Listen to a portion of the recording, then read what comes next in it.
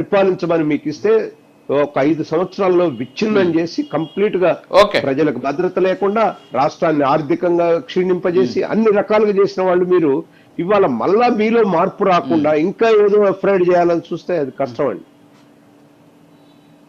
Okay okay okay Prasad గారు. రాయపట్టణ్ గారు good morning అండి. సో మిమ్మల్ని ఒక సూటి ప్రశ్న అడుగుతాను నేను. ఏంటంటే ఈరోజు 1,32,84,134 మంది వైసీపీకి ఓటేశారు. అంటే రాష్ట్రంలో ఉన్నటువంటి ఓటర్లలో దాదాపు 39.37% మంది ఓట్లు వేసినటువంటి పరిస్థితి. సో వీళ్ళు ఎంతమంది గెలిచారు? 11 మంది గెలిచారు మనకు తెలుసు. అయితే పాపం మిగతా 10 మంది ఈరోజు అసెంబ్లీకి వెళ్ళకపోతే ప్రజలకు సమాధానం చెప్పలేక తమకు ఓట్లు వేసిన వాళ్ళకి ఇబ్బందులు పడుతూ ఉన్నటువంటి పరిస్థితి. సో ఇప్పుడు వీళ్ళు ఈ 1,32,84,134 మంది వైపు నిలబడాలా, లేకపోతే కేవలం ఒక జగన్మోహన్ రెడ్డి అనేటటువంటి ఒక వ్యక్తి ప్రధాన ప్రతిపక్ష హోదా ఇవ్వలేదు కాబట్టి దానికోసం నిలబడాలా? ఏమంటారు అరుణ్ గారు? సార్, ప్యానెల్లో ఉన్న పెద్దలకు, మీకు ప్రైమ్ నైన్ వీక్షకులకి నమస్కారం సార్. క్లియర్ గా ఈ రోజు మీరు గత పార్టీలు కనుక తీసుకుంటే ఒక్క ఎమ్మెల్యే వచ్చినప్పటికీ కూడా సిపిఎం సిపిఐలు అలాగే బీజేపీ కూడా స్టార్టింగ్ 2 దఫాలు 10 నంబర్ మించలేదు సార్. 10 నంబర్ మించకుండానే తమ సీట్లను తమ దక్కించుకున్నటువంటి బీజేపీ పార్టీకి సంబంధించినటువంటి ఎమ్మెల్యేలు కూడా ఏ రోజు అసెంబ్లీ సమావేశాలు ఎక్కడా కూడా ఆబ్సెంట్ అయ్యిందే లేదు. 100% వెళ్ళి తమ నియోజకవర్గాల తరపున, తమ నియోజకవర్గ ప్రజలకు ఉన్నటువంటి సమస్యల తరపున అసెంబ్లీలో గళం వినిపించి వాళ్ళ యొక్క నాయకత్వాలని ఎప్పటికీ కూడా నిలబెట్టుకుంటూ ఉన్నటువంటి పార్టీలు ఎప్పుడు మనం చూస్తూనే ఉన్నాం. కానీ ఇవాళ జగన్మోహన్ రెడ్డి గారు గతంలో 60 ఇచ్చారు సార్ ప్రజలు. బిఫోర్ 2014 టైంలో 60 ఇచ్చారు. 60 ఇస్తే ప్రతిపక్ష హోదా కింద ఉన్నారు ఆయన. ప్రతిపక్ష హోదా కింద ఉన్నప్పుడు ఎప్పుడైనా సరే అసెంబ్లీలో కూర్చొని ప్రజాగళము అక్కడ అసెంబ్లీలో ప్రభుత్వం తీసుకునేటువంటి ఏకపక్ష నిర్ణయాలు ఏమైనా ఉంటే వాటికి వ్యతిరేకంగా ప్రజలకు అనుకూలంగా ఎప్పుడైనా వాయిస్ రేస్ చేసిన దాఖలాలు మీరు చూసారా? అసెంబ్లీ సమావేశాలు మొత్తం మీద రాజధాని ఇష్యూ తర్జన భర్జనలు అవుతూ ఖచ్చితంగా అక్కడ ప్రతిపక్ష వాయిస్, ప్రతిపక్ష నిర్ణయం తెలియాల్సి ఉన్నటువంటి సందర్భంలో కూడా ఒక్కసారి అటెండ్ అయ్యి ఖచ్చితంగా రాజధానికి నేను ఆమోదం తెలుపుతున్నాను, ఆ చివర ఎక్కడో ఉంటే కష్టం కాబట్టి సెంటర్ లోనే ఉండాలి, పైగా ఇంత తక్కువ మోతాదులో భూమిని తీసుకోవడం సరిపోదు, ఎక్కువ తీసుకోవాలి, విస్తారంగా ఉండాలని చెప్పేసి ఒక స్టేట్మెంట్ పాస్ చేసి ఆ రోజు రాజధాని రైతులను నమ్మించేసి ఆ ఒక్క పని ఆ రోజు కేవలం రాజధాని రైతులను నమ్మించడం కోసం అసెంబ్లీకి వెళ్ళారండి. ఆ తర్వాత మరలా సేమ్ ఓదార్పు యాత్రని పేరు పెట్టేసుకొని ఏ కారణంతో చనిపోయినప్పటికీ కూడా వైఎస్ రాజశేఖర రెడ్డి గారి కోసం మాత్రమే చనిపోయారని చెప్పేసి నమ్మిస్తూ ఆ యాత్రను కొనసాగించి ఒక రాజకీయ యాత్రను కొనసాగించి రాష్ట్ర ప్రజలను మోసగించారు తప్ప ప్రతిపక్ష బాధ్యతను అసెంబ్లీలో ఆయన నిర్వర్తించాల. అది చూశారు కాబట్టి ప్రజలు ఈ రోజు ప్రతిపక్ష హోదా ఇవ్వలేదు. క్లియర్ గా ఆంధ్రప్రదేశ్ ప్రజల యొక్క నిర్ణయాన్ని గౌరవిస్తూ ఇప్పుడైనా సరే పులివెందుల నియోజకవర్గ ప్రజల కోసం పులివెందుల శాసనసభ్యులుగా అక్కడికి వెళ్ళాలి.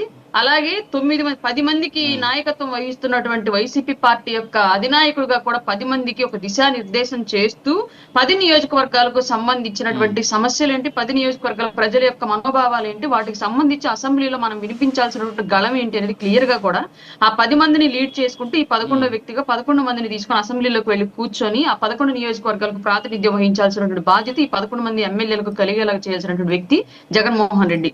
అయినప్పటికీ కూడా కేవలం నాకు అసెంబ్లీలో రగడ సృష్టించడానికి అవకాశం కల్పించేలాగా పొద్దుగూకులు నాకు మైక్ ఇచ్చే అవకాశం కల్పిస్తేనే నేను అక్కడ రగడ సృష్టించగలను, సమావేశాలు సవ్యంగా జరగనీయకుండా అడ్డగోలు పనులన్నీ చేయగలను, లేదంటే చేయలేను కాబట్టి నేను వెళ్ళను అని చెప్పి ఆయన భీష్మించుకొని కూర్చొని నాకు ప్రతిపక్ష హోదా ఇస్తారా లేదా, ఇస్తేనే పోతాను లేదంటే పోనని చెప్పేసి మాట్లాడడం ఏదైతే ఉందో నిజంగా కూడా ఇది రాజ్యాంగాన్ని అపహాస్యం చేసినట్లు, ప్రజా నిర్ణయాన్ని అపహాస్యం చేసినట్లు సార్. ఎందుకంటే ఆయనకు ఆ హోదా ఇచ్చింది ప్రజలు, పార్టీ. అంటే ఇప్పుడు రాయపాటన్ గారు ఒకటి చెప్పండి, గతంలో టీడీపీ అధినేతగా అలాగే ప్రధాన ప్రతిపక్ష నాయకుడిగా ఉన్నటువంటి చంద్రబాబు కూడా పార్టీని ఆయన నేను వెళ్ళను, ఇది గౌరవ సభ కాదు అని చెప్పేసి ఆయన కూడా బాయ్కాట్ చేశారు. కానీ మిగతా ఎమ్మెల్యేలు ఎవరు వెళ్ళొద్దు అని చెప్పేసి ఆయన ఎప్పుడు హుకుం జారీ చేయలేదు.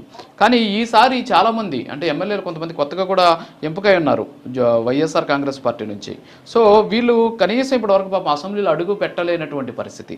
సో వాళ్ళు వెళ్ళాలి అనేటటువంటి ఆలోచన వారికి ఉన్నా కూడా జగన్మోహన్ రెడ్డి భయపడి వెళ్ళట్లేదు అనేటటువంటి ఒక ప్రచారం కూడా జరుగుతుంది. ఇది ఎంతవరకు కరెక్ట్ అంటారు? ముమ్మాటికి నిజం సార్. ఇప్పుడు ఎన్నికైనటువంటి 11 మందిలో కొత్త వాళ్ళు ఉన్నారు, ఎక్కువ కొత్త వాళ్ళు ఉన్నారు, పైగా ఎస్సీలు కూడా ఉన్నారు. ఇప్పుడు మా జిల్లానే తీసుకోండి, Yerragondapalem Tadipatri Chandrasekhar SC reserved constituency, SC మాది సామాజిక వర్గానికి చెందినటువంటి వ్యక్తి. ఆ వ్యక్తి ఎంత కష్టపడి ఎంత ఆర్థిక ధనాన్ని అక్కడ వెచ్చించి ఇవాళ ఈ అవకాశం పొందుంటాడు అనేది మీరు ఒకసారి ఆలోచించండి. ఇవాళ ఉన్నటువంటి రాజకీయాలను బట్టి అతను ఈ రోజు ఆ నియోజకవర్గానికి ఏమీ చేయకపోతే, అతని లీడర్షిప్ ను ఆ రోజు అతను ఇప్పుడు ఇక్కడెక్కడా కూడా ఎక్స్పోజ్ చేయకపోతే, అసెంబ్లీ సాక్షిగా తమ నియోజకవర్గ ప్రజల కోసం ఆయన గళాన్ని వినిపించకపోతే, ఆ నియోజకవర్గానికి ఎలాంటి లబ్ధి అతని ద్వారా చేకూరకపోతే మళ్ళీ అతని నాయకత్వాన్ని ఆ నియోజకవర్గం నమ్ముతుందా? అలాంటి ఎస్సీలు ఎంతమంది ఇంకొకసారి బయటకు వచ్చి అలా పోరాడడానికి ధైర్యం చేస్తారు?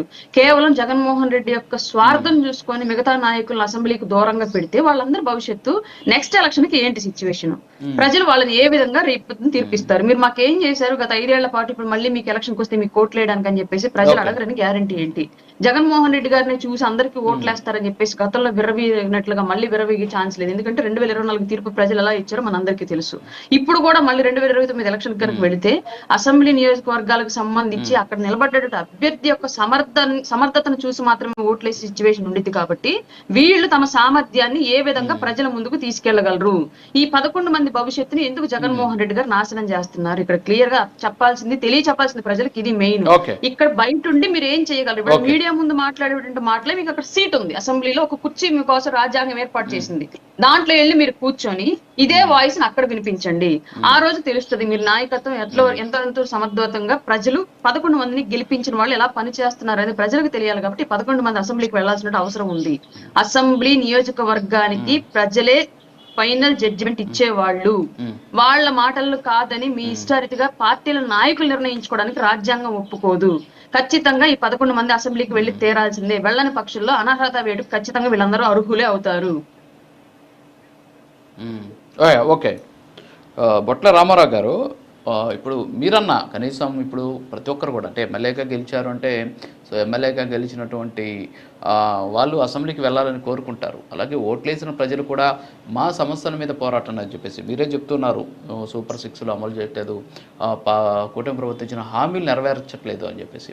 సో ఇది మీరు అసెంబ్లీకి వెళ్ళి, ఇందాక రాయపట్టణ్ గారు ఒక మాట అన్నారు, మీకోసం ఒక కుర్చీ వెయిట్ చేస్తుంది, మీరు మాట్లాడడానికి ఒక మైక్ ఉంది, సో అవన్నీ వదిలేసి మీరు మీడియాతో మాట్లాడుతూ ఉంటున్నారు, అది ఎంతవరకు కరెక్ట్ అంటున్నారు? సో మీరు కూడా చెప్పండి ఒకసారి, అంటే జగన్మోహన్ రెడ్డి గారికి అలాగే మిగిలిన ఎమ్మెల్యేలు కూడా చెప్పండి ఒకసారి, అసెంబ్లీకి వెళ్ళి పోరాడితే పోయేదే ఉంది చెప్పండి. సో అక్కడికి వెళ్తే కదా మైక్ ఇస్తారా లేదా అనేది, అక్కడికి వెళ్ళి మైక్ ఇవ్వకపోతే అప్పుడు మాట్లాడితే ఖచ్చితంగా ప్రజలతో కూడా సపోర్ట్ చేసే అవకాశాలు ఉన్నాయి. ఇప్పుడు అరుణ్ గారు మా ఎర్రగొండపాలెం శాసనసభ్యుడు, దళిత నాయకుడు, అతనికి పట్ల సానుభూతి వ్యక్తపరిచారు. ప్రకాశం జిల్లాలో తెలుసు కదమ్మా, ఆయనకు కనీసం ప్రోటోకాల్ ఆ నియోజకవర్గంలో జరిగేటటువంటి